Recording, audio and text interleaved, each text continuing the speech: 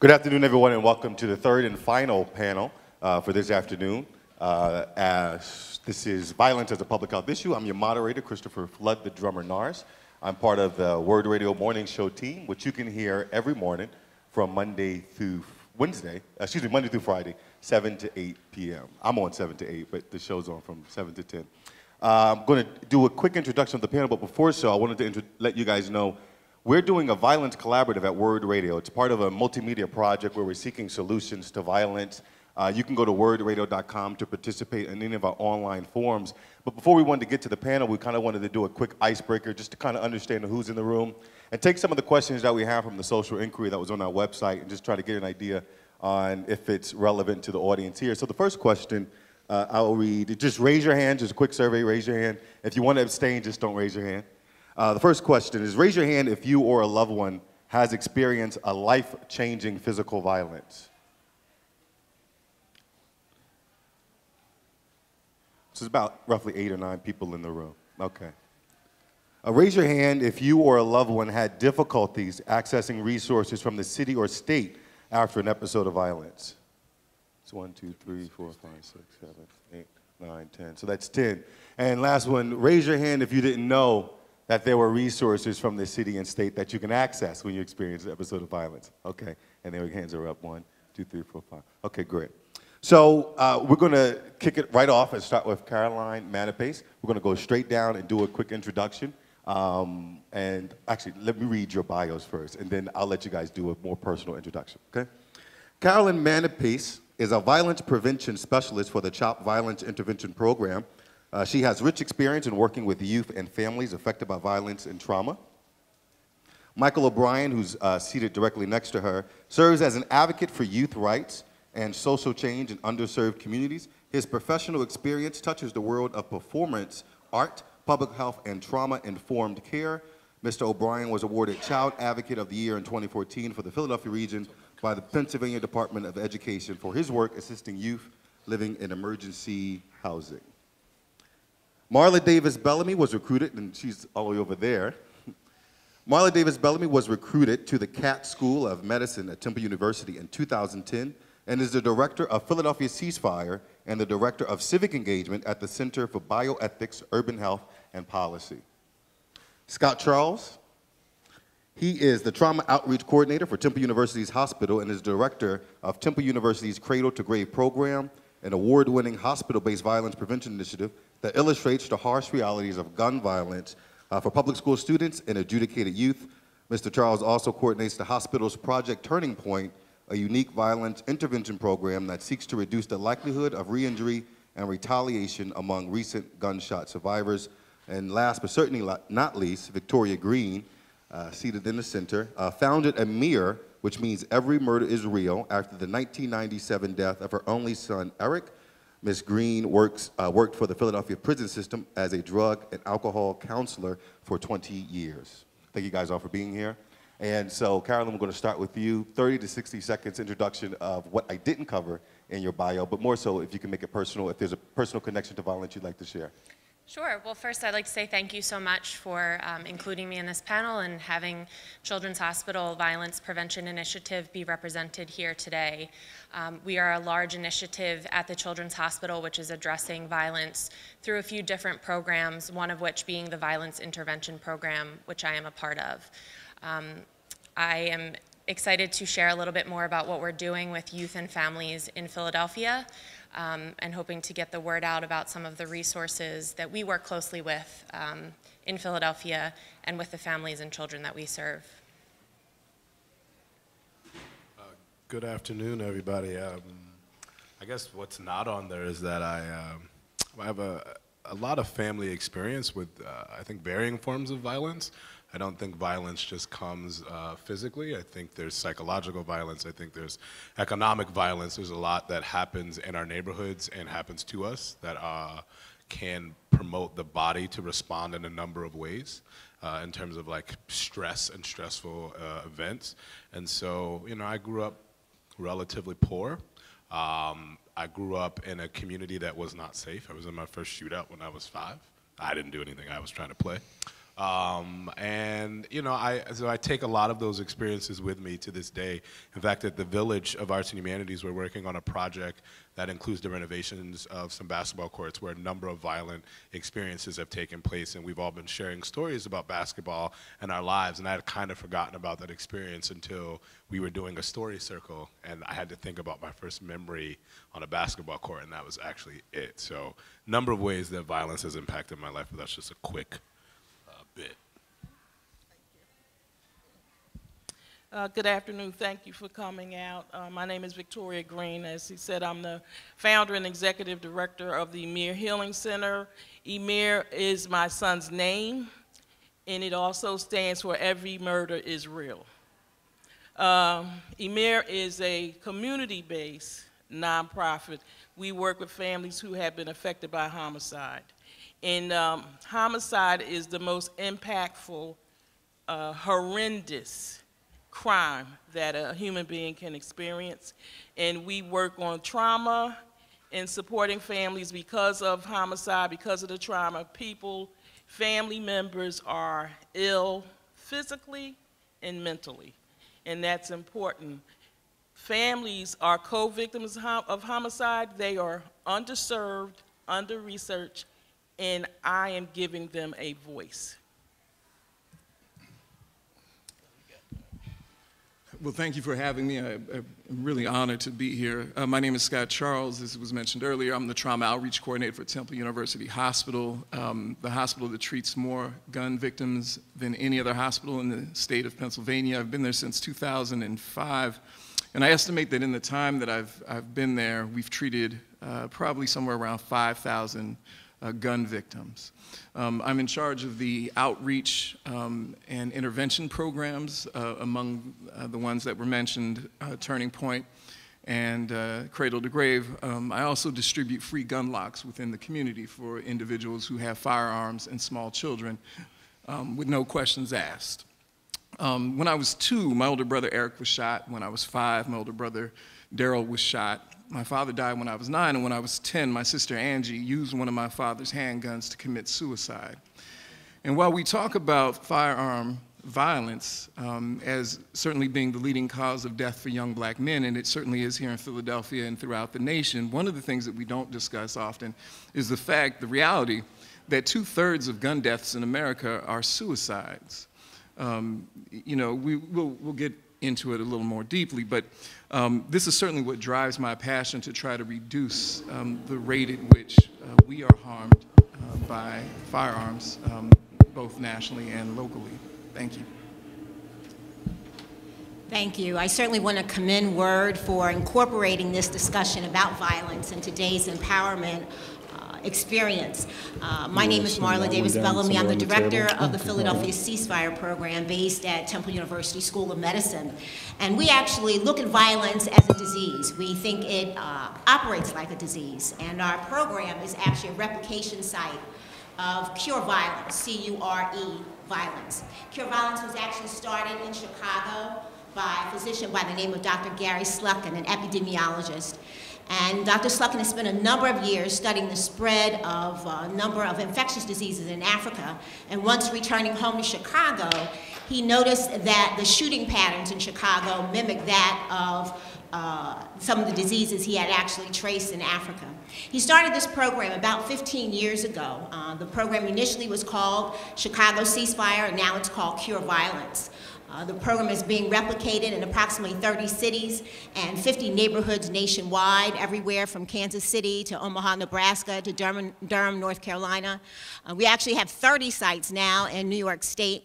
It's also being replicated in 8 international countries, including Syria, Cape Town, South Africa. And basically our goal is to reduce the number of homicides and shootings in very hotspot neighborhoods. We employ oftentimes ex-offenders, people who have certainly contributed to some of the chaos in their communities, and what they're doing is actually going back to their neighborhoods and being a positive influence. We're fortunate to have one of those individuals, Coleman Williams, with us today, but we have 9 young men and women who work with us. They're full-time employees of Temple School of Medicine, and they serve as ambassadors. They serve as outreach workers and violence interrupters to stop the spread of this disease in our city and our nation. Thank you guys so much. And just a quick housekeeping rule. We are streaming live today on wordradio.com and the Word Radio smartphone app. So when you weigh in, just be mindful to say your first name so that the audience at home knows who they're listening to. And in just a second, I'm going to move into the middle of the aisle because I'm going to be doing some interacting with the audience.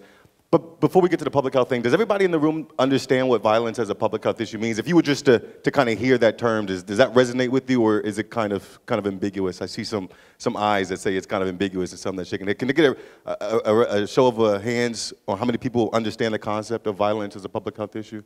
Okay, so the majority of people here. That's good. So for those who aren't aware, I'll just read this, and then we'll jump right into the discussion. So according to Harvard University, violence as a public health issue means that controlling violence is a shared responsibility between the police and the criminal justice system and social, political, and behavioral health scientists. Is that correct? Okay, cool. So if violence is indeed a public health issue, and I'm going to just jump right into the discussion, I'll ask you, Caroline, to answer first. If violence is indeed a public health issue, and the homicide rate in Philadelphia, for the statistics that we see, is up double digits from the year before, are we dealing with an outbreak, or at the very least a state of emergency? So I would, is this on? Okay. Okay. Yes, I would say that there's certainly a crisis going on, especially in Philadelphia, in terms of the rise of violent incidents and homicide.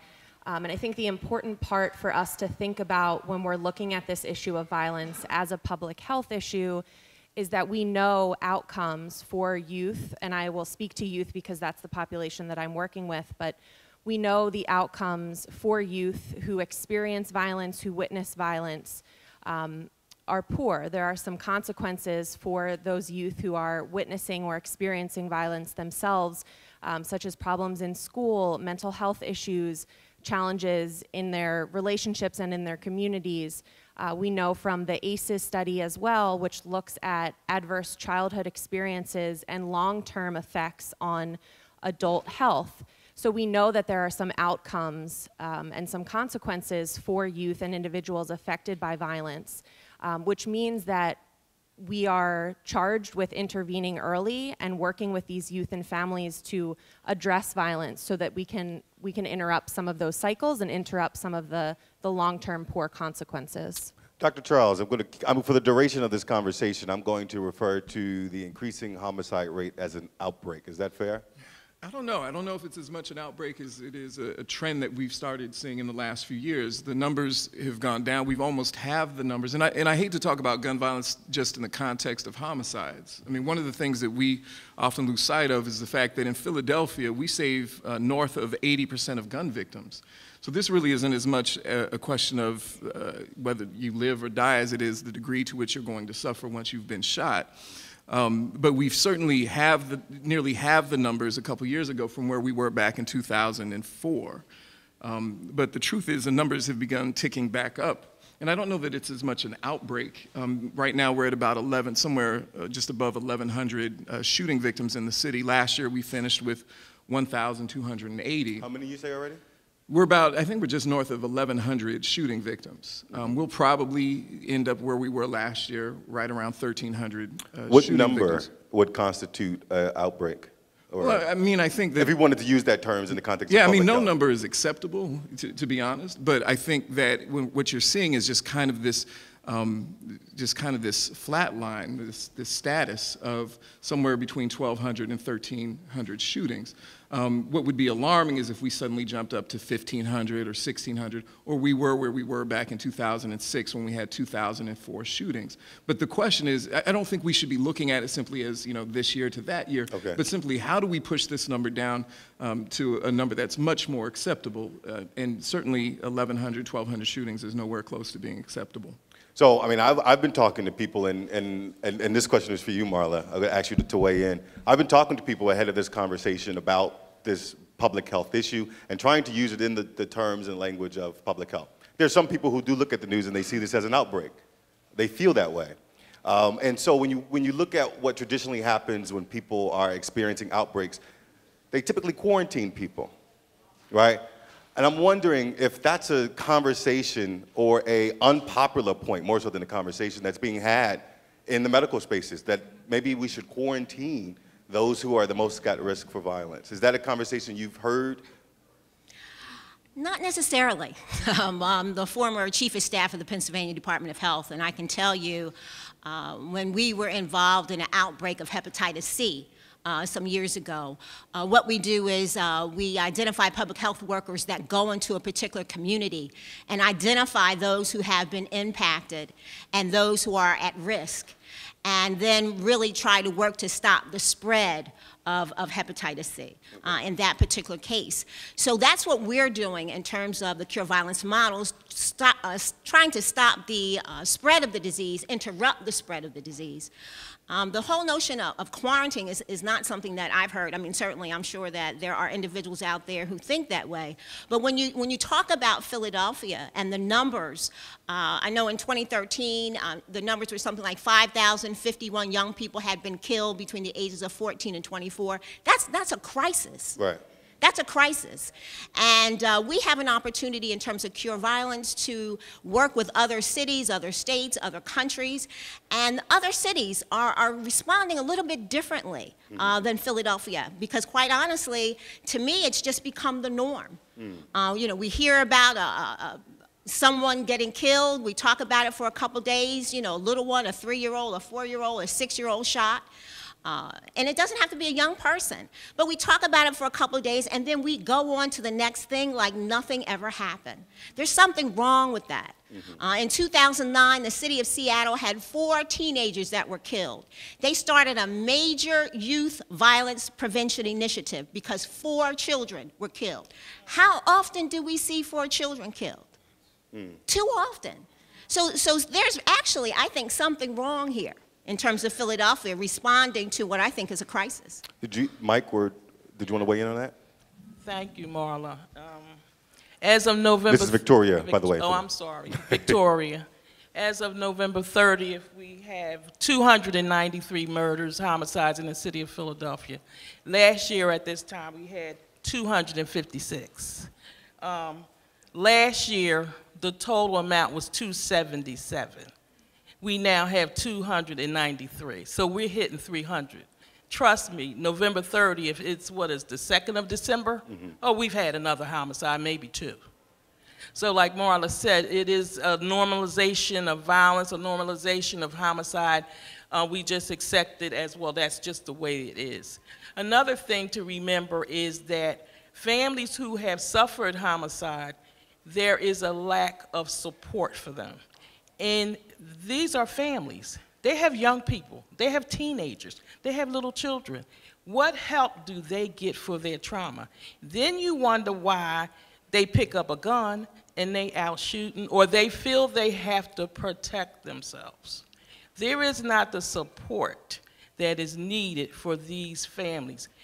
Treating and healing these families prevents future murders. Mike, I'm going to ask you, and then Carolyn, I'll ask you to weigh in after Mike. And I want to just piggyback on what Victoria said about this unchecked trauma and how that can kind of grow into something that's also a disease. Right? Can you speak a little to that? Sure. So I think in this context, what's hard about trauma in the context, or the experience of trauma in the context of Philadelphia, is how much poverty we're dealing with. Right? And so you actually have the convergence of 2 really big problems at the same time. So quickly, to define trauma, trauma can be defined as the experience of an emotional or physical threat that would bring out of a person intense feelings of terror, helplessness, or a lack of control. The other definition I can give you around trauma would be that a traumatic experience is when what is happening to you completely overwhelms your ability to cope with that moment or with that experience, and that's your internal resources to cope or things externally outside of you. And so with those 2 definitions, If people are feeling helpless, terrified, or a lack of control based on the circumstances or the conditions that they are living in, the body has a very physiological response to those moments. And that if that's happening for very long periods of time, not only is there psychological risk or mental health-based risk, there are physiological risks that begin to impair cognition. It can impair decision-making. It can get in the way of how you begin to view healthy relationships. It can begin to change how you view what you need in any given moment to help you cope. The flip side of that is the chronic stress piece. And that's what poverty introduces, right? So poverty introduces a number of situations that might not necessarily be traumatic, but are consistently stressful because there is no alleviation. Parenting alone, intergenerational caregiving, caring for someone with a chronic illness, a disability. I mean, that list can go on and on and on. And so I think the problem that we have in this city and a number of other larger cities as well is we're dealing with large portions of the population that are in the sweet spot, the ugly sweet spot, if you will, in the middle. They're living under tremendous chronic stress, and they're visited or experiencing I was going to say visiting, like a number of traumatic experiences are visited, upon them, but they're going through a number of traumatic experiences. That combination is pretty unhealthy for the body. Stress beyond 20 minutes isn't good for the body, so perpetual stress from trauma or a chronic situation is no good. Caroline? Yes, I appreciate everything that's been said so far, and one of the things that our program really focuses on in the beginning when we're meeting with youth and families who have been affected by violence is a psychoeducation piece, teaching them exactly what Mike was just talking about, all these reactions that your body and your mind may be having following a violent event. The other thing that we're seeing with youth and families is that we meet them, they come to our program because they have experienced violence. But as we get to know them, we build this beautiful relationship with these families. We learn about all of the other stressors that are involved in their lives, whether it is poverty or single-parent households. The violence is unfortunately not the only traumatic experience that they have been through. And I think that's another important piece to keep in mind when we are trying to intervene and to try to stop this cycle. Like Victoria said, trying to stop the cycle of a family who's been a victim picking up a gun, or trying to stop the cycle of violence that we are seeing.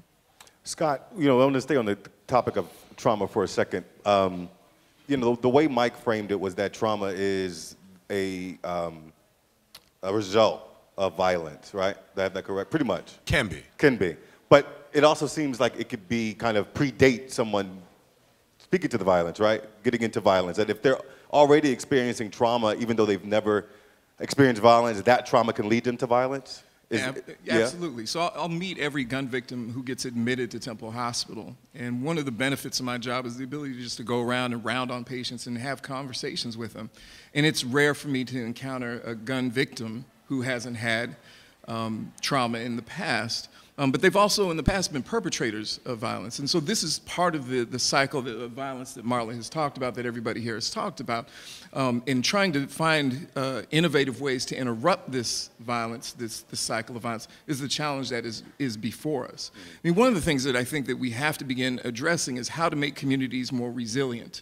And to Mike's point, that this abject poverty is one of the greatest challenges that we have. So as long as we continue to put these Band-Aids on the after effects of violence, we're never really going to address some of the root causes of violence. And there's a great individual out in LA, Father Greg Boyle, who runs an organization called Homeboy Industries, who often says, or used to say, there's nothing that stops a bullet like a job.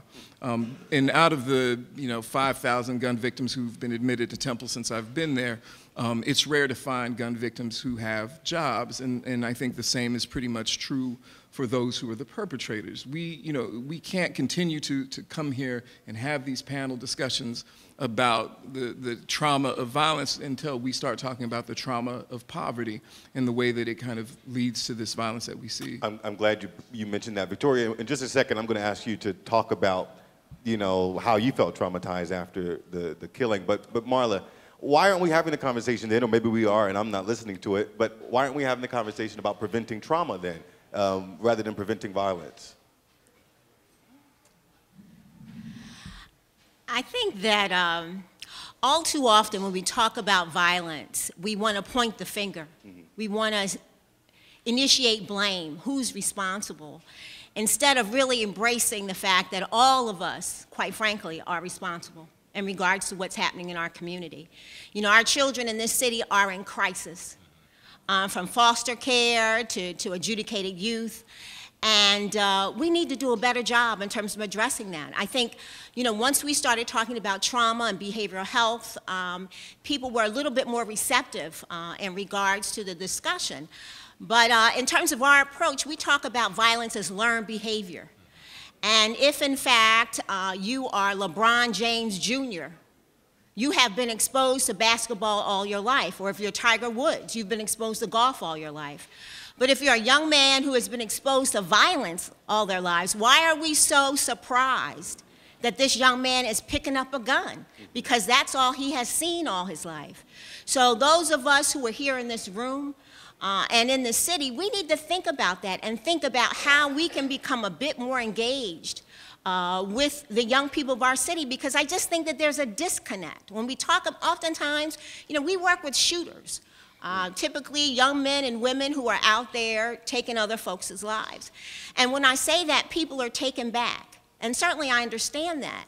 But we can't ignore that group of individuals. You know, all too often we have folks that are acting out or doing whatever in the classroom, and we want to act like they're not there, or just kind of skip over them, or just kind of work with the kindergarten students. And I think, you know, certainly the whole notion of prevention and working with young people is important, but we also have to work with these young people, because it's not just young people engaged in this violent activity.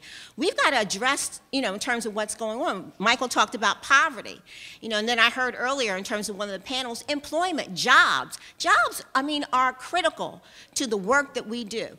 How can we talk to a young person or anyone about stop selling drugs or whatever if we are not actually offering them an alternative? Actually, I'm going to give it to, but real quick, because you brought something up that I just want to touch on. Because in the whole public health conversation, it's all about particularly how the police and the criminal justice reform and social scientists are responding to it, right? Caroline, just real quick, and then Victoria, I want to get into you. How does the public, just the everyday layperson, participate in trying to prevent violence? If it's a public health issue, you know, I have to imagine the responsibility isn't solely on the political scientists, social scientists, and the criminal justice system. What's the role for the citizen? Sure, and I think that's the beautiful thing about thinking about violence from a public health approach, is that we are taking the burden off of the criminal justice system a little bit. You know, it's more of a conversation that we can all have from a more neutral place. It's hopefully not as politically charged or heated as it may be if we were thinking about violence from a different approach. In terms of the public and the youth, that, you know, I'm talking about youth because that's the population that I work with. We know that the greatest predictor of positive outcomes for youth are a strong adult role model, or a great, strong relationship between a youth and an adult. So I think in terms of the public, promoting and creating programs that build these strong relationships with role models and connecting them with jobs where they can meet older people who set a good example for them. I think that's a great place where the public can come in creating these safe places for youth in our community. Victoria, when we were in the green room, you said you really wanted to talk about how, you know, after a person experiences violence, that's also a health issue, that what they experience physically and mentally. Can you without going too deep, wherever you feel comfortable, what was it like after you lost your son? What exactly did you feel? I mean, other than a broken heart, I mean, was there pain in particular parts of your body? Were there, you know, if you can just describe that for us. I could not sleep. I could not eat. I was in the bed for a month. I don't know who fed my children. My son was a middle child. He was the only son I had. I had 4 daughters. Thank God for family members. who took care of my children, and my 2 older daughters, who took care of the younger daughters, because I could not function. Only break I got was when I was asleep, because when I was asleep, I could forget. And then when I woke up, oh my God, it's a nightmare. This really happened. And so for me and other people, I have people who can't work. I have a mother who couldn't work for 6 months. Who pays her bills? Who helps her? So these are the issues, and I want to say that I attended a program called the Grief Assistance Program that no longer exists, and they taught me about trauma. They taught me about healthy ways to deal with it. They taught me about triggers, because you're going to be triggered. It's no way around it. You're going to see something that reminds you of your child. You're going to see a young man. I used to see young men walking up Germantown Avenue and swore it was my son. So you're going to be triggered, and if you don't know, you think you're going crazy. I had flashbacks. I didn't understand why. And for me, having that education about trauma helped me deal with my behavior, because I didn't understand it. And that's what we do at the EMIR Healing Center. Scott, I want to say this about young children. In 2011, I had a young man, Sean, 12 years old, whose older brother was murdered. And you know what he said? He said, nobody knows our pain, nobody listens to us. We're not 18, we can't vote, politicians don't care about us. All we want to do is live. And that was the beginning of the We Live Project, young people. And you know what their goal was? To grow old. I just want to remind everyone that we are streaming live on wordradio.com and the Word Radio smartphone app. If you're listening in, we're getting ready to go to questions from the audience, so you can tweet me at Flood the Drummer your questions with the hashtag #OnWord, and we'll try to squeeze them in. Scott, I wonder that the story you just heard from Victoria, I know that part of your job at Temple is you bring public school students in, try to expose them to the realities of gun violence. Do you ever take them to meet parents like Victoria to hear their stories, and if so, what's their response to it? We don't take them outside of the hospital. What we do, and what we have done for the last 12 years, is part of the experience that they have is they get to hear from family members through recorded interviews of actually young people who went into the homes with me about 13 years ago of families who had lost their children, because the news was reporting on the front page of the local section how many people had died, almost like it was a home run derby. And the kids with whom I was working at the time said, you know, nobody knows our stories, why don't we collect those stories? So we went into the homes of kids who had been murdered, and we asked their families to talk to us, to share what those experiences were like. And so the kids who participate in Cradle to Grave, after kind of learning about the medical realities, learning about professions in healthcare, will actually hear from those family members. And one of the things that I try to stress to young people is you have to understand that you have the easy part when you die. You die one time. But it's the people that we leave behind that die a little bit each and every day for the rest of their lives, as Victoria was talking about. I simply cannot imagine how difficult it is to move on and to get up the next day and just to do the little things. But what you have to keep in mind is that this is a question of scale here in Philadelphia. You know, we talk again about these numbers. Where are we now, Victoria? Near 300. Every year we have no less than 280, 290, 300, and those numbers get compounded, and that trauma gets compounded. And as Marla talked about, it is a disease model, that this is not just isolated to the individual, but it is contagious. This is the challenge before us: is how do we keep up with this ever-growing disease that we have in our communities? And I think that's why we're here and having this panel, is to try to come up with these solutions. But it is daunting. Yeah. So Mike, I was actually calling you. So go ahead, just jump right in. I don't want you to lose your question. It was very specific. Just in response to both of these last comments, there's something called terror management theory. What is it? Say one more time. Terror management. Terror management theory, and it looks at the impact and ways that people construct their lives under the threat of imminent death.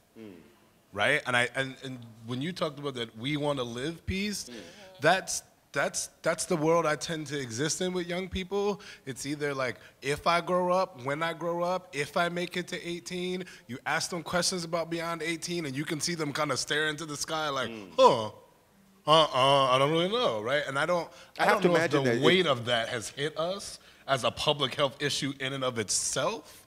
So I just wanted to underscore that, like But just on that, because before I get to the particular question, I just have to imagine that the young people you're describing, we've been talking about the kind of the physical health things, but what Victoria described, not being able to get out of bed, not being able to eat, what you described about the kids, that sounds like anxiety and depression, right? I mean, do you guys use those words explicitly? With young people? Yeah, helping them identify that, hey, this is, you kind of having a moment of anxiety. Yeah, I mean, we use that language, but they care less about accurately being able to describe their experience with a term as opposed to, like, what the hell is going to get me out? Sorry, we're on the radio. What the heck? You can say hell. Okay, fair. But what's going to get me out and sustain me being out? What is going to activate or push my imaginative faculties to work in a way where I can visualize myself in the future doing and being the kind of person that I would love to be? You know, I was with a friend who's doing some employment specialist-centered work at Strawberry Mansion High. He said, Michael, I asked the teenagers and our kids, what they wanted to be or where they wanted to work in terms of a dream job. He said, I was stunned and I had to gather myself because they said Walmart, McDonald's, and a sneaker store. Our children are not dreaming, or it's not even that they're not dreaming, because the faculty's still working. The box is this big, and I think a lot of it has to do with the body's reaction to stress, the ways that we adapt to these really harsh things that happen to us that we can't get out of, and there's no public health crisis around the growth potential of human beings. But I think as we talk about, this is Marla, as we talk about the whole notion of anxiety and depression, what about treatment? Right. Where are they going to go for treatment? Who is out there helping folks to deal with this issue? Because, you know, certainly with all due respect in terms of the trauma that Sister Greene has experienced, the perpetrator, the perpetrator's family, the teacher, the child in the classroom, they're all impacted by this trauma. And where are they getting treatment? How are we helping those individuals? Well, that's a good question. I mean, at this point, you guys could jump in if you feel like it's going. You don't have to wait on me to. This is Victoria again. I just want to say that we had a contract with the Department of Behavioral Health, and we went into 2 high schools to do grief and trauma group, and I was shocked. 25 children in the classroom, you asked them, how many of you have lost a loved one, a friend, a neighbor to homicide? Out of 25, 24 raised their hand. Maybe 1 or 2 have not. I was shocked. We talked about trauma and how to deal with your trauma in a healthy way. Young woman said, Ms. Greene, you mean to tell me when I hear gunshots, that's what's going on with me? I'm suffering from trauma. And I smoke a half a bag of weed to go to sleep every night. Is that what's going on? Is that what? Yes. And then a young man, you know what he said? He said, it's not a point of if it's going to be a murder. It's going to be a murder. The point is it going to be me? And these children are expected to sit in the classroom and focus and try to learn when they're worrying about, am I going to get home safely? Blew my mind. I think by default, who ends up dealing with it or having to work through it? A place like the Village. A place just like the Village of Arts and Humanities. We do arts and media-based programming for young people 9 to 19. It's free of charge. You have access to brilliant working artists who are, you know, in and out of a number of specific media sectors, the whole 9. And so who walks through the door but the kids that want those kind of opportunities?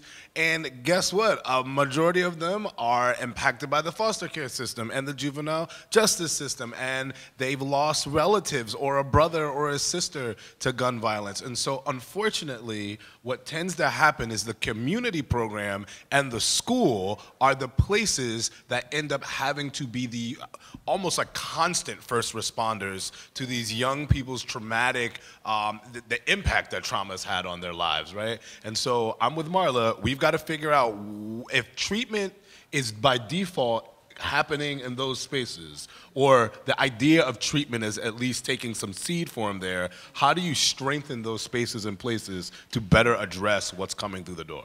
And this is Scott Charles, and I think one of the things that we have to be aware of is the chilling impact that repealing the Affordable Care Act will have for treating gun victims. The majority of gun victims do not have private insurance. In fact, most of the bill is picked up by Medicaid and in self-pay. And it's terrifying to think about how the impact that it's going to have in terms of finding treatment in the traditional sense beyond the initial hospitalization. Yeah.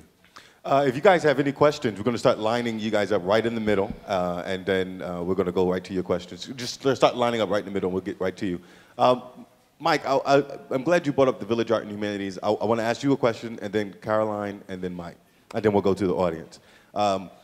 So, Marla was using the word disease, Scott was using the word disease, and that's a pretty heavy word. And then you talk about the Village Art and Humanities, and you talk about music and media, and people may think that's a pretty light approach to a disease, right? I mean, why is art transformative in this context? Okay, I'm gonna try not to preach here. So here's the deal, right? This is such a huge question. So contextually, human beings are really dynamic, magical entities, right? We are social, we communicate beyond language, we have a number of things that we can also just create in terms of tools and technologies to help us in that space. But life for a human being is about meaning making. You have something that you don't think about, but it's always with you, and that's autobiographical narrative. The story in your head about yourself and the experiences that you've been through in life, what that means for the world that you're trying to interact with, make impact on, and fulfill your desires out of, all of that. There is a growing story and narrative in your head that's built upon every day, and you are interpreting the meaning that is being made from your experiences, and it's going into that space and place. The power of art is that art can help you make new meaning out of facts that cannot change. Do you understand what I'm saying? It's a very powerful thing. I cannot change the fact that violence has been visited upon my family, but if that means I've derived the meaning that I'm not worth much, that my city doesn't care about me, that it's only when the bullet is coming my way, what kind of world do you think I'm going to be interacting with both up here in my head and then externally outside of me? You want me to think that something outside of me has meaning and value, and intrinsically nothing has supported that. Art can begin to shift that narrative, partly because of the experience with adults that love you and care about you, that we can embed you in a new way. So that's where arts and media making can, and the relationships that can come with that in terms of the mentorship, apprenticeship style relationships can be very, very, very powerful. And on the topic of media making, I'd be remiss not to mention that WURD Radio from now until December 18th, we're amplifying the public's voice on violence by focusing on responses to it. So you can visit wordradio.com, participate in the many forums, and then after this panel, the video team, Mike and Khalif, will be accepting testimonials. If you want to share your personal story on camera, you could do so right behind on the stop and repeat. Caroline, violence is a public health issue. Using that term, how does that impact the way we fund and research prevention? I mean, let me rephrase the question. By framing it as a public health issue, does that make more money available for violence prevention? I don't know that I can speak directly to that question, although I think if we're looking at violence from a public health perspective, we're really looking at the long-term outcomes and the consequences of violence and of trauma, like we've been talking about for much of this panel. And if we can reframe how this is presented and how this is talked about, perhaps we can shift the funding streams and how this issue is addressed. Scott, and then we're going to go to the audience. You and I had a conversation Friday, right? Yeah. That was yesterday? I think Yesterday's so. Friday? Yeah, okay. And we talked about this, and you kind of stunned me when I asked you the same question. You said that there's a ban, right? Yeah, I mean, the Dickey Amendment back in 1996 suggested that, or made it so that the CDC could no longer fund research around gun violence in particular. And as a result... Can you just say that again so people can understand, yes. like, the gravity of that? So for the last 20 years, the CDC has not been able to fund gun violence research. And so when you think about that, I mean, think about what that means in terms of the fact that we can't even fund groups to look at what causes gun violence, what might impact positively the consequences of gun violence. And really, it was intended as a way to fight against possible gun control. There's no other way to look at it. And as a result, here we are 20 years later, no better than we were 20 years ago, simply because of lack of research. If you have a question or want to contribute to the conversation anyway, this is your time to line up right here in the middle. We'll get to you. Just say your first and last name and ask your question. Rick Collins. My question is in these parts. One, there are more black kids more black people who are shot or stabbed in 1 year here than in the whole Korean War, and it only takes a few more. You add that up, then the more were killed than were killed in the Vietnam War. Looking at that, when a soldier is killed, there's a whole slew of services that come to the family. I ran a vet center once, and you work with the kids and the loved ones, et cetera, whatnot. And so that's one piece that they recognize that the folks need support, add on. But just looking at this universe and looking at what you folks talk about, and looking at Harrisburg and Washington, D.C., what do you really think can happen, basically, over the next calendar year? What do you think can really happen? I hear what you're saying, but what can you realistically think that happened? Because, there is a state legislature and there is a Congress who does agree that gun violence is a mental health problem, they said. And there is a President of the United States. All right, so you wanted to take on that, Marla? Sure, I certainly appreciate the question. Just actually to piggyback in terms of Scott's comment, certainly there are additional dollars needed in regard to research, but we also need programmatic kinds of dollars. You mentioned Harrisburg and Washington, public dollars. And quite frankly, I believe it's our responsibility to hold our elected officials accountable for issues that are of concern to us. And certainly violence is a concern to many of us, but for whatever reason, I just haven't seen evidence in terms of us holding individuals accountable. Because you have a number of groups and people actually across the nation who will say, listen, I'm really adamant about education. And if you don't fund or if you don't vote the way I think you should vote in terms of education, then I'm going to vote you out of office. I don't hear that same kind of dialogue as we kind of talk about this whole notion of violence. Because again, I think we, collectively, we are responsible. But we have been fortunate in terms of Ceasefire to be a Department of Justice grantee. And certainly things have changed in terms of that dynamic. But we also have philanthropic organizations. Where are they in the mix of this? We also have individual donations. I mean, we have countries and cities across this nation who are being very responsive in terms of this particular issue. But I think we need to see more of that here locally. Did anybody else want to weigh in?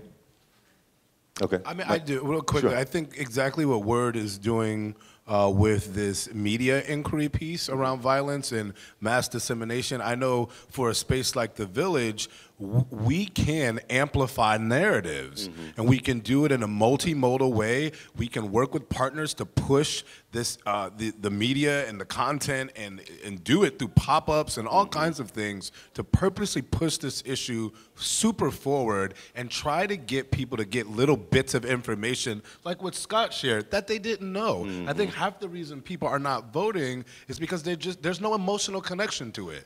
Look at the other side. They weaponize narratives and do not care if it's factual. We don't do that on the left. And I'm not saying we should copy and lie, but we need to be thinking strategically about how to get a sleeping electorate emotionally charged enough to then go, oh crap, maybe I should vote, at least locally, to address that issue. I just want to also remind our listeners that if you have a question at home, you can tweet that to me at Flood the Drummer or at OnWord with the hashtag OnWord, and we'll read that question to the panel. Hello. Hi, my name's Sylvia Metzler. On Monday, I attended a program, the School to Prison Pipeline, and it was put on by the NAACP, Empower. Philadelphia is organized to witness, empower, and rebuild. And they talked about trauma and all kinds of trauma, emotional, physical, racism, poverty. There's just a big definition. And so the kids go to school and they've been traumatized. They either are a victim of violence or they perpetrator. And so they can't concentrate, they misbehave, and so the punishment makes everything worse. So what they were proposing is this program to put into every school in the state, like a trauma response instead of punishment. And so you would need smaller classrooms and you would need counselors and people to be trained. But, I think the schools do have a responsibility. They're underfunded anyway, just for education, let alone to help children with their trauma and emotional needs. But I think that's one thing that we need to be doing, get to our legislators and demand that our schools be funded and that the children be cared for there as well as in other venues. Thank you. Did anybody want to respond to that? I mean, we didn't get a chance to talk about the role of education and all this. I think that when you talked about as a learned behavior, there has to be some way where that's mitigated, right? Did you want to speak to that, Caroline? Yeah, sure. So this is Caroline. And I think we can start this movement on sort of a smaller scale way by implementing trauma-informed care in schools and in other systems and agencies. So trauma-informed care is really switching the fundamental question from what is wrong with you to what happened to you. So understanding in schools why Can you just say that one more time? Sure. Repeat that. That was deep. So trauma-informed care is switching the fundamental question from what is wrong with you to what has happened to you. So asking children or thinking about why a child might be falling asleep in the first couple periods of class. Maybe they didn't eat breakfast, or they were up all night because their mom goes to work overnight and they have to watch their 6 younger siblings.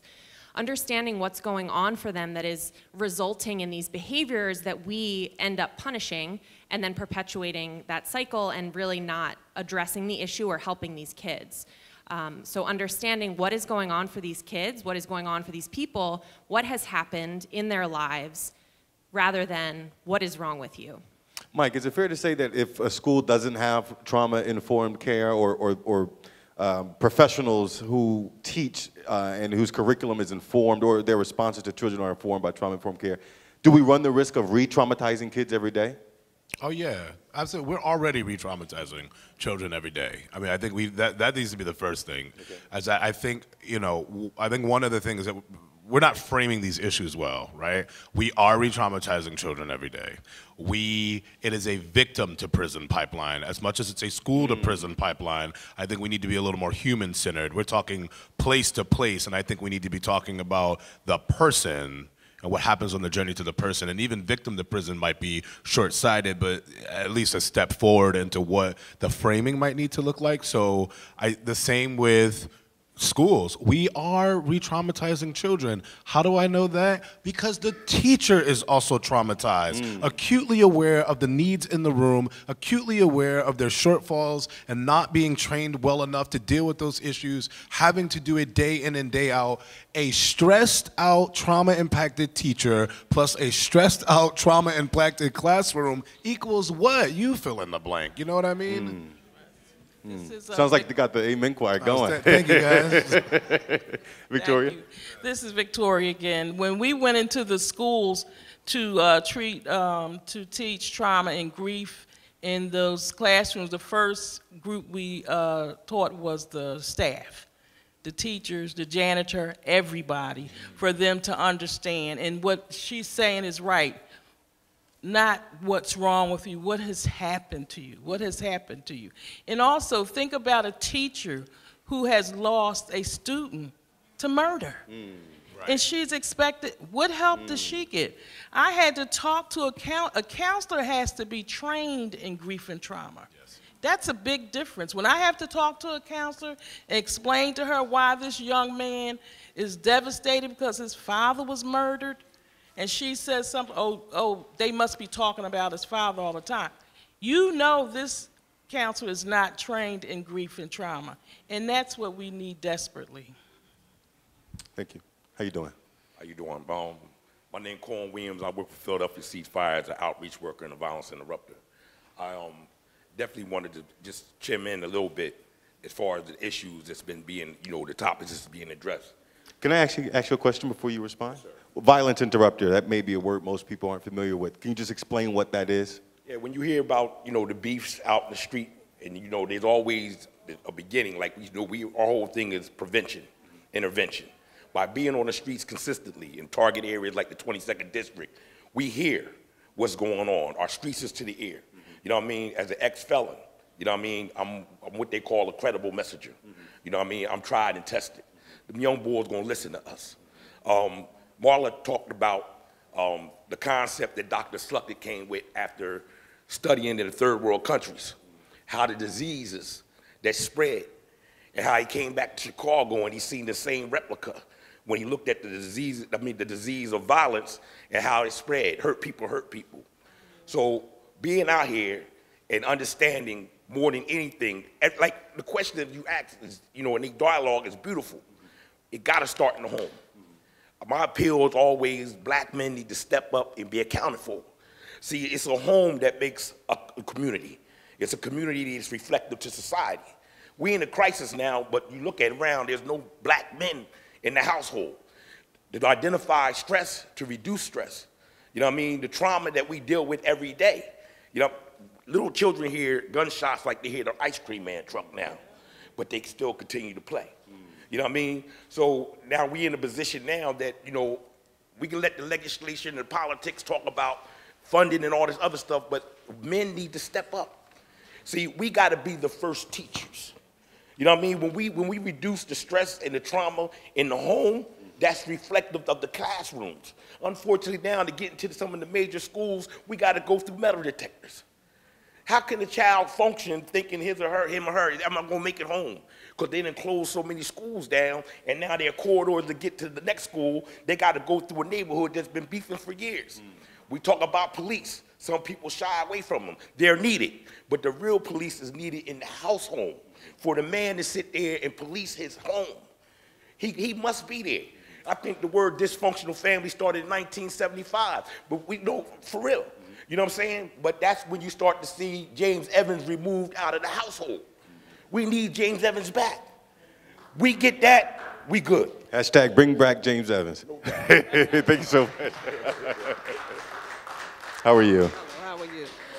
I'm Shantae Love from EMIR Healing Center, and I'm always very excited when people and partners that's into this type of work come together, not only to have a dialogue, but how do we move an agenda? And we're talking about education. A lot of times, even when we go into the schools, do the people that run it buy into this?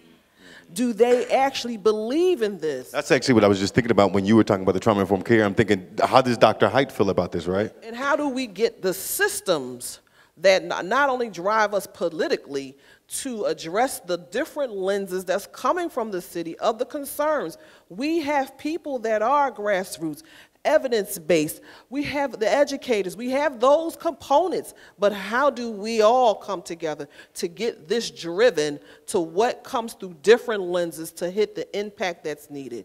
You're talking about fathers coming in a home. Yes, this is one of my brothers that's in the field with me.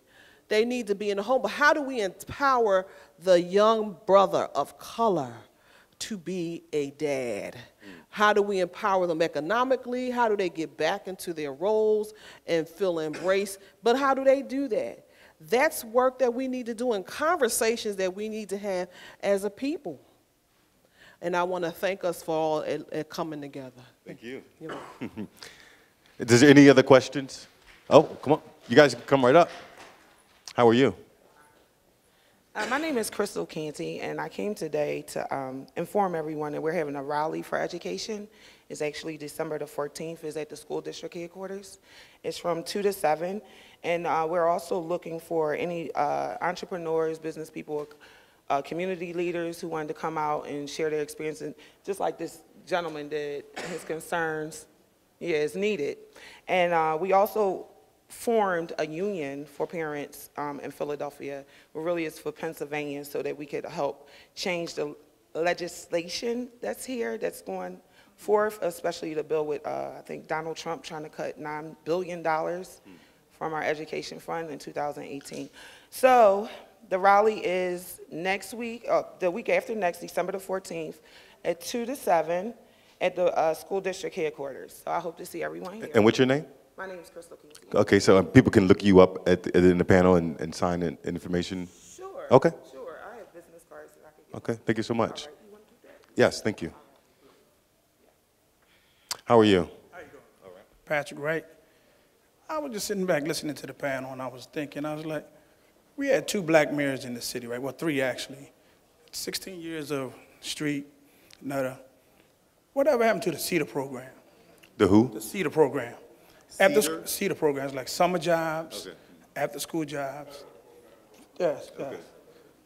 I noticed when Mayor Street came in office, he did away with that. Mm-hmm. And we brought it to another attention to see if he can reiterate it. And he didn't want to hear it either, but I'm just trying to figure out, that helped a lot of kids get off the street after school. They had to go to work. We worked during the summer. We bought our own clothes for the next year and everything, because we didn't wear uniforms back then. But it gave you, like, you go to different places and work with people alongside them. It gave you an idea like, okay, do I want to be a trash man? Do I want to be a cop, city worker? Do I want to go to college? Because you was, some of the classes were, you go to school during the summer at Temple, and they paid you. So I'm just trying to figure out whatever happened to those programs. Yeah. I mean, does anybody know that answer? No, but I think that's a question that he needs to ask some of our area elected officials. That what happened to this particular program? Because I can tell you, when I was in Harrisburg, each and every day I received hundreds of pieces of mail about secondhand smoke. People were concerned about secondhand smoke, and because we received all of that mail and telephone calls about secondhand smoke, when people asked us what our priority was for the next year, it was secondhand smoke. So we have to certainly be a little bit more vocal about some of these opportunities that were made available for our young people that are no longer there. Some programs. The Reagan administration. Okay. We'll have to look more into that. Caroline, you want to weigh in? Mike? Thank you, Caroline. This is Michael. Thank so you for your comment. There are some job-centered and apprenticeship-based programs that exist. Some of them, so like the Village, we took our own on. We looked at our budget internally because I literally got sick of young people being like, yo, Mike, I love this program. I love all the opportunities. We're doing great work. I need to go work at Family Dollar. There's nothing wrong with working at Family Dollar.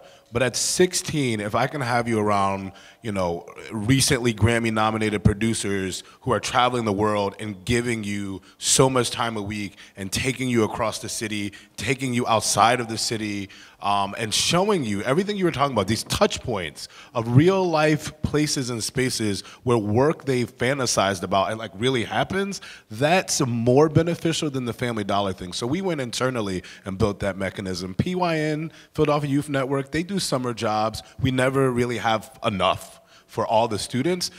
Our biggest problem as black people is that we have to keep relying on administrations, right? Every mayoral administration is going to do something different. That's just a pattern here. And so if we're lucky, we'll get 8 years of maybe that, and then the next one comes in, and if it changes, it changes. So we're going to have to be thinking creatively about what the other options are that provide sustainability. Before I get to this last question, Scott, just something you talked about in terms of the mayor administration. It seems as if that the current plan for the city of Philadelphia now to end violence is simply, let's fix these recreation centers. I mean, is there more? I mean, I'm not no shade. I mean, I'm just saying, like, that seems to be what it's centered in. If we have recreation for children, they have somewhere to go from the hours of 3 to 6, we can make a difference. I mean, is that enough, though? Is that creative enough? No, I mean, I think, first of all, you're not going to get me to throw shade on right. the administration, because they don't like me anyway, but I'm kidding. I'm actually never a part of those conversations, nor is it where I want to put my energy. But the truth is that there are a lot of individuals, and somebody was talking earlier about the kind of the grassroots efforts. You know, for instance, in Philadelphia, there's the Philadelphia Anti-Violence Coalition, and it's a group of individuals who've been doing this work for years, many of whom have never received funding, but that get together and come up with strategies. In fact, I think they announced just the other day that the goal is to make December a month without violence. Correct. I think it's going to take that kind of unity. You're a part of that coalition, right? Yeah, many of us are. And I think that really is what it's going to take is for us not to rely, as Michael pointed to, it not relying on the whims of the next administration, but trying to come up with these strategies ourselves. Sure, good. Yes, I just want to give out a shout out to my sorors from Delta Sigma Theta who I see here in the audience, because I do believe that our local fraternities, sororities, other community organizations can play a huge role in terms of identifying opportunities for young people, whether it's employment, whether it's internship, because I don't think we need a formalized system always to do some of the things that we know that are the right thing to do.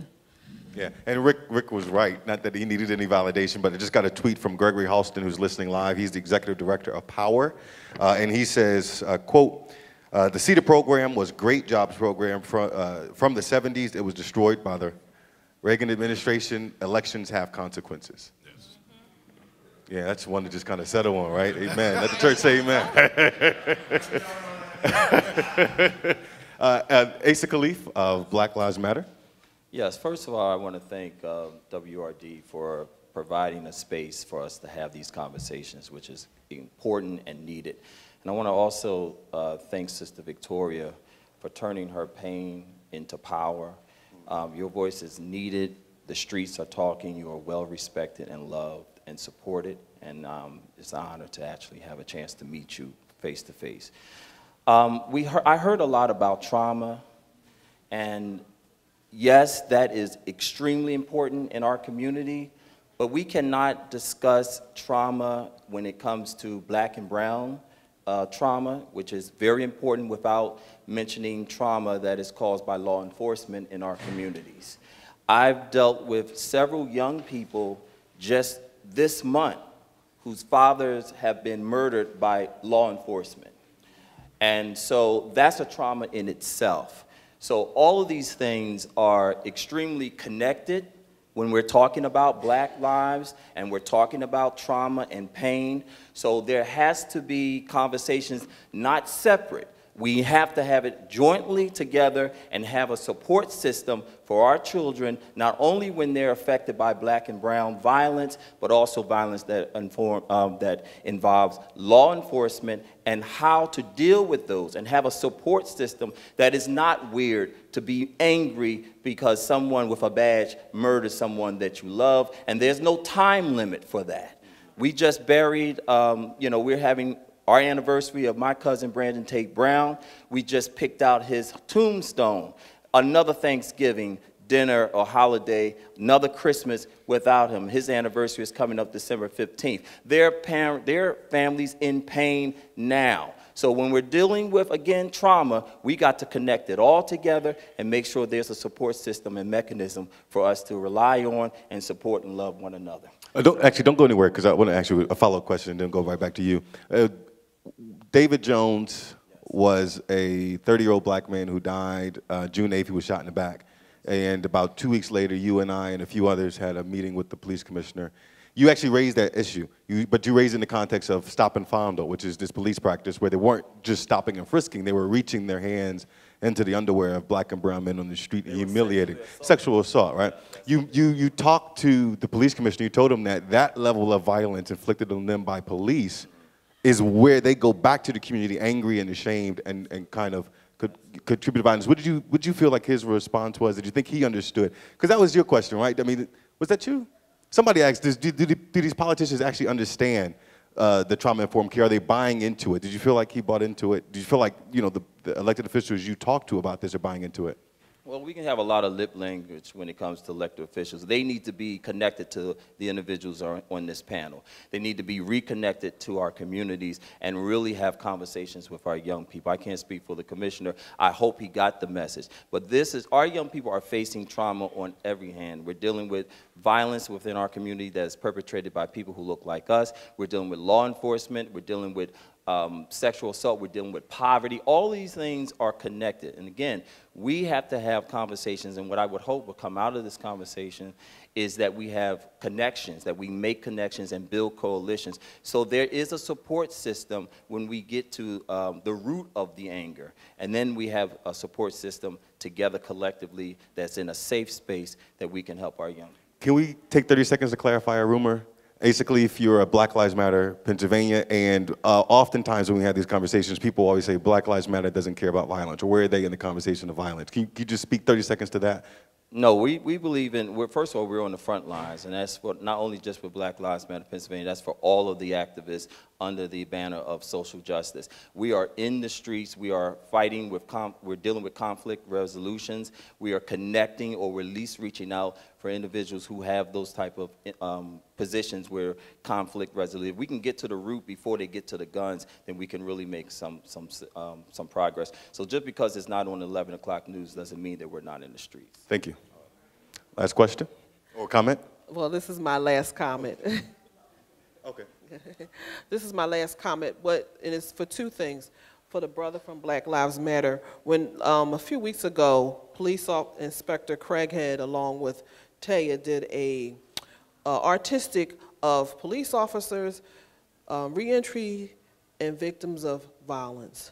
And what it was walk in my shoes, and how they were able to expose their own trauma that helped them walk through life the way they were.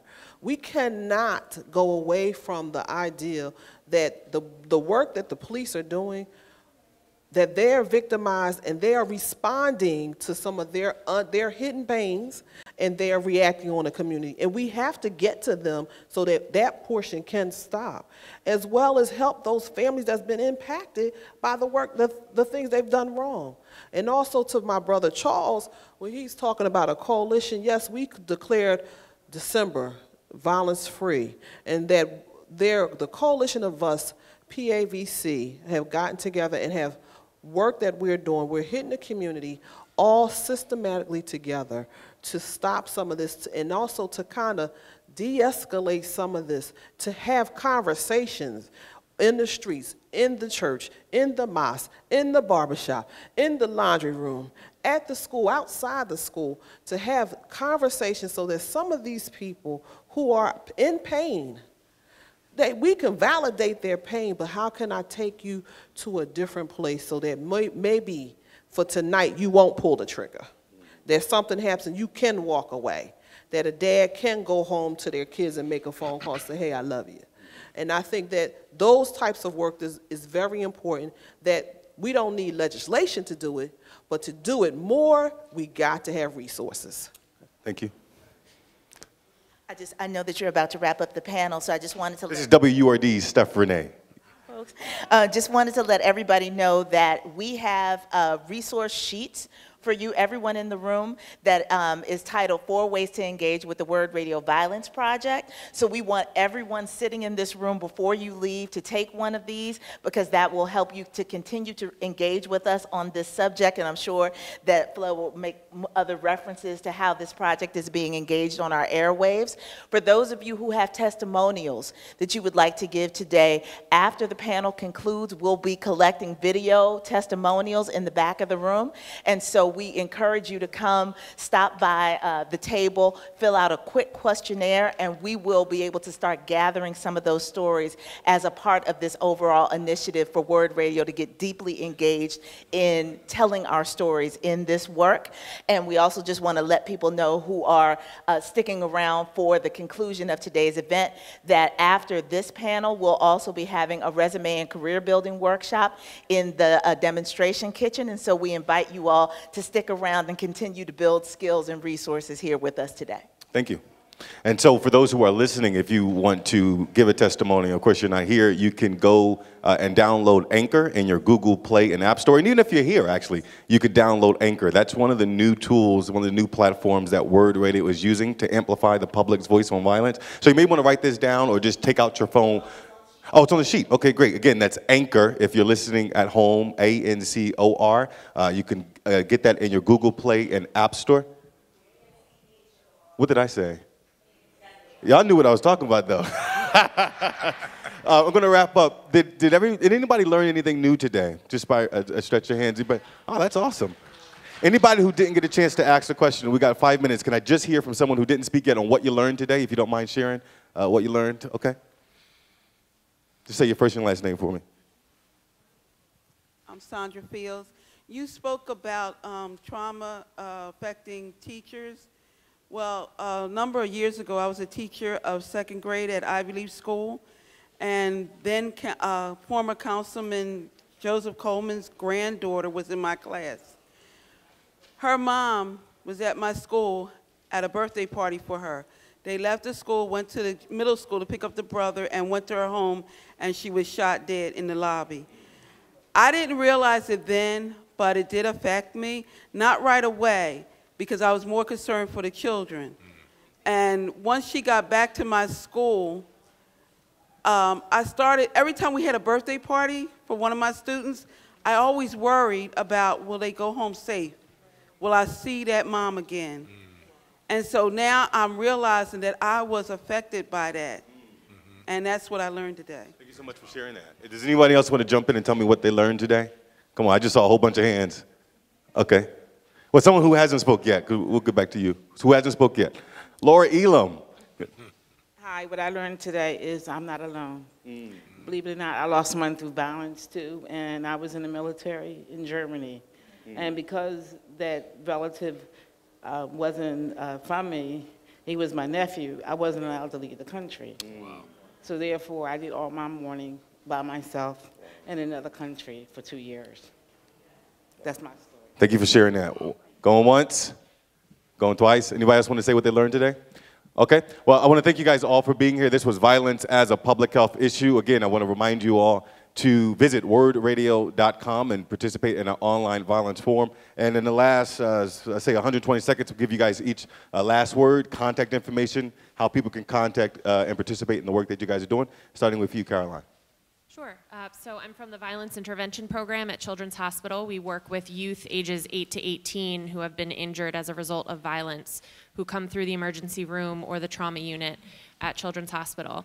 And I just want, as a last word, to point out to the woman who just shared, who was a teacher and affected by the shooting that one of her students' families experienced.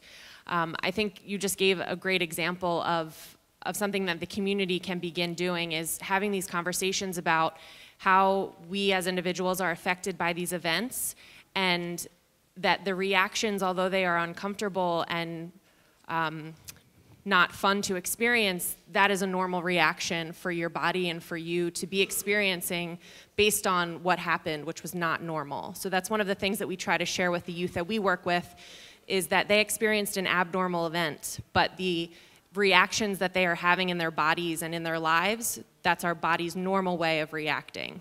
So just something that we can take away from today and begin to share with our community members. So this is Michael Bryan. I am at the Village of Arts and Humanities. Our website is Village Arts, that's villagearts.org. Please check us out. We have a lot of programming for young people. It's all free. A number of art forms: photography, fashion design, graphic design, web design, music production, and songwriting. I mean, really, we are a media maker space, so please check us out. We actually now have funding to go up to age 21, and we're going to pilot some things over the upcoming year for that. If you want to get in contact with me, my email is mike@villagearts.org. We do have paid internship programs for young people. Again, just thinking about that gentleman who shared, we decided to take it internally if we had to, and we did. If I have to leave you with one idea, it's just that as much as trauma impacts us and can change us and create a lot of havoc in our lives, our potential for growth, healing, change, and abundance is through the roof biologically.